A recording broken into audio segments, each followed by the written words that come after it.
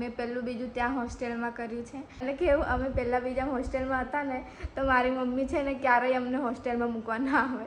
હવે અમે એટલા નાના તો મૂકીને જાય તો અમે તો રડીએ જ ને, તો રડતા ને એમ કરતા તો મમ્મી બી જોડે રડતી, એટલે મમ્મી ક્યારેય મૂકવા જ નથી આવતી હોસ્ટેલમાં. અને હોસ્ટેલમાંથી અમને લઈ જતા હતા એક મંદિર છે, તો અમને ત્યાં હોસ્ટેલમાંથી ગૌરી વ્રત ને એ બધું કરાવતા. બરાબર, પહેલાં બીજામાં તમે વિચાર કરો.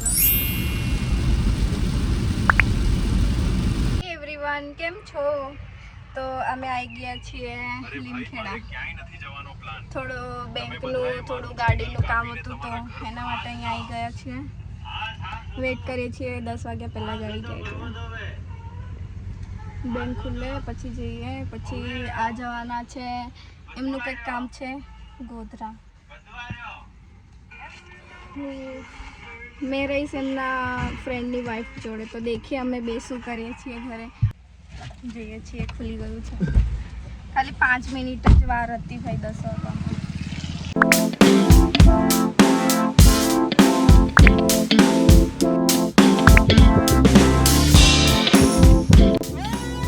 क्या करते हैं ये मांगते नहीं, कुछ भी नहीं, स्टडी करते हैं. मैं तो इनसे 2-3 बार बात हुई है. आए थे हम यहाँ बहुत बार आए, पर आप लीव पे थे. नहीं, अभी 15 दिन से हुई. हाँ मैं उससे पहले भी बात हुई है.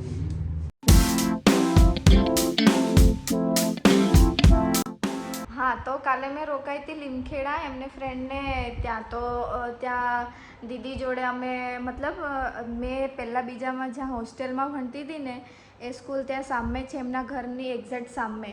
તો એ સ્કૂલનો બી મેં વિડીયો લીધો છે. એનું નામ છે હરિહર. મેં પહેલું બીજું ત્યાં હોસ્ટેલમાં કર્યું છે. તો એ દેખીને એટલું મસ્ત લાગ્યું ને, યાદ આવી ગયું કે કેમ કે છે ને લીમખેડા આ બહુ નજીક ઘરથી, બહુ નજીક મતલબ 30-37 કિલોમીટર છે એમ તો, પણ આમ થોડું નજીક કહેવાય કેમ કે અત્યાર સુધી ગાંધીનગરને એમ ભણ્યા ને તો એ નજીક લાગે. પહેલાં કેવું એ દૂર લાગતું હતું અમે જ્યારે હોસ્ટેલમાં હતા ને ત્યારે. તો ત્યાં શું કહેવાય, ગેટ પરથી અંકલ કહેવા આવે કે આના પેરેન્ટ્સ આવ્યા. પપ્પા 2-3 દિવસના ગાળે આવી જ જતા હતા, કેમ કે ત્યારે એમ થાય કે પપ્પા કંઈ આવું કરે છે, કેવી રીતે આવું કરે એમ. પણ હવે ખબર પડે કે લીમખેડા તો શું છે, નજીક જ છે ને, કામ હોય તો આવી જાય એમ. તો કંઈકનું કંઈક લેતા આવે. અને કેવું અમે પહેલાં બીજા હોસ્ટેલમાં હતા ને તો મારી મમ્મી છે ને ક્યારેય અમને હોસ્ટેલમાં મૂકવા ના આવે. હવે અમે એટલા નાના તો મૂકીને જાય તો અમે તો રડીએ જ ને, તો રડતા ને એમ કરતા તો મમ્મી બી જોડે રડતી, એટલે મમ્મી ક્યારેય મૂકવા જ નથી આવતી હોસ્ટેલમાં. તો અને હોસ્ટેલમાંથી અમને લઈ જતા હતા એક મંદિર છે, મંદિરનું નામ મને યાદ નહીં, પણ પહેલાં બીજામાંથી એટલે યાદ નહીં. એમ બી હું કાલે ગઈ હતી, પણ મને અત્યારે હસ્તેશ્વર શિવ મંદિર એવું કંઈક નામ છે. તો અમને ત્યાં હોસ્ટેલમાંથી ગૌરી વ્રત ને એ બધું કરાવતા. બરાબર, પહેલાં બીજામાં તમે વિચાર કરો. તો એ બધું કરાવતા ને તો ત્યારે અમને એ મંદિરે લઈ જતા હતા. તો થોડું સારું લાગ્યું. અને મને પહેલાં બીજામાં હતી ને તો મને એટલું બધું કંઈ યાદ નહીં કે કેવું હતું મંદિર, પણ કયો રસ્તો કઈ બાજુથી જાય એ મને યાદ હતું. તો મેં કાલે ત્યાં જ ગઈ હતી, તો થોડી ક્લિપ મેં લીધી છે, તો હું એડ કરી દઉં છું, તો તમે દેખી લેજો કેવું હતું બધું.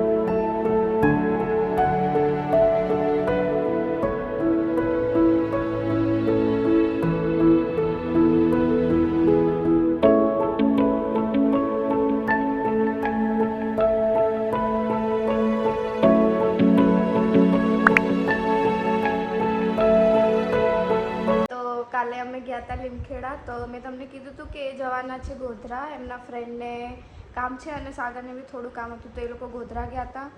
તો ત્યાં કાલે દાહોદમાં ઘણી બધી જગ્યા પર કાલે બહુ જ બધો વરસાદ પડ્યો, તો રેડ એલર્ટ કરી દીધું હતું. કાલે એમને આવતા આવતા 1 વાગી ગયો.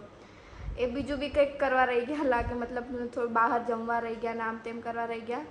તો એમ કરીને આવ્યા બે વાગે અમે દાહોદ આવી રહ્યા. લીમખેડાથી અમે 1-1:30 વાગે એમ નીકળેલા અને 2 વાગે અહીંયા ઘરે આવી રહ્યા. પછી આવીને ઊંઘી ગયા હતા. તો અમે લીમખેડા ગયા હતા. મારી પપ્પાએ જે મને કન્યાદાનમાં આપી હતી કાર એક્સ્ટર, તો એ મારા અને છે મારા નામે, પણ અકાઉન્ટ લોન ને બધું મારા અને પપ્પાના બંનેમાં જોઈન્ટ ખાતું હતું અમારું, તો એમાંથી કપાતું હતું. તો બસ એના માટે જ અમે બેંકમાં થોડા આટાફેરા કરીએ છીએ કે શાયદ માફ થઈ જાય લોન એમ કરીને. કેવું કે મારી મોટી બેનની કાર છે ને, તો એ એના નામે છે ને લોન પણ એના નામે છે. મારું ને પપ્પાનું જોઈન્ટ અકાઉન્ટ હતું ને, તો શાયદ માફ થઈ જાય એમ કરીને.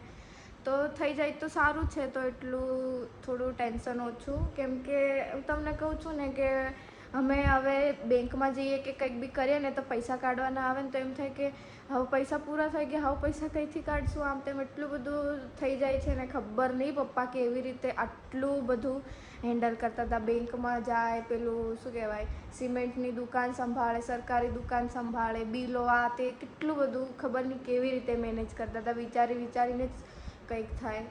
તો કંઈ નહીં, બસ એના માટે અમે ગયા હતા. અને બેંકવાળાએ થોડી ડોક્યુમેન્ટ વગેરે માંગ્યા છે, એ અમે સબમિટ કરાવશું. પછી ખબર પડશે કે લોન માફ થાય છે કે નહીં. તો જે દિવસે મેં તમને કહીશ. અત્યારે તો બધા ડોક્યુમેન્ટ માંગ્યા છે, તો મારા કંઈક બેંકની પાસબુક વગેરે નહીં મારી જોડે, તો સોરી ચેકબુક નહીં મારી જોડે. તો પહેલાં તો એ કઢાવવું પડશે. એના માટે ફોર્મ ફિલ કરવું પડશે. અઠવાડિયામાં તો ચેકબુક આવશે, તો અઠવાડિયા પછી જ એ બધી પ્રોસેસ થશે. હવે તો દેખીએ છીએ શું થાય છે. તો જે બી થશે હું તમને કહીશ જ. થઈ જાય તો બહુ સારું છે, તો થોડું રાહત મળી જાય.